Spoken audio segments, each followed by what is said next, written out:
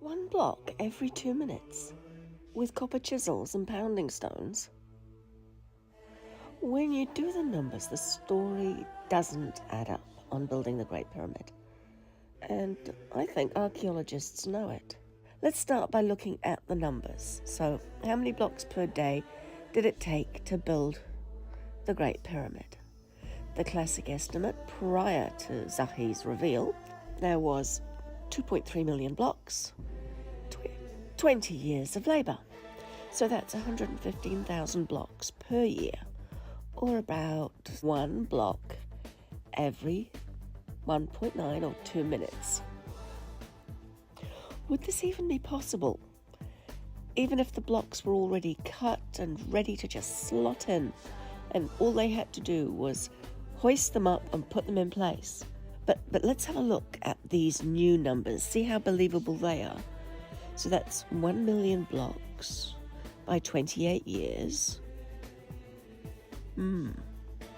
That's one block every 6 minutes.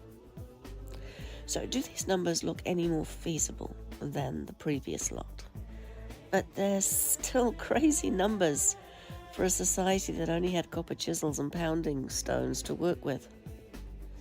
But how do the numbers look if the pyramid body was already in place? So what I'm saying here is, if the ancient Egyptians, the only thing they had to do was cut the casing stones and prepare them and get them onto the pyramid and make the pyramid beautiful, as well as their own other structures, is it then a bit more feasible? Let's run those numbers and see.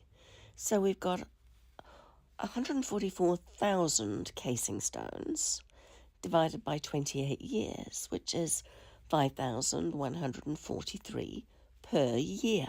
Just one stone every 43 minutes. But does that still sound achievable? Even then it sounds like a bit of a stretch. But if they had the determination and maybe a tiny bit of residual technology, maybe it could be done.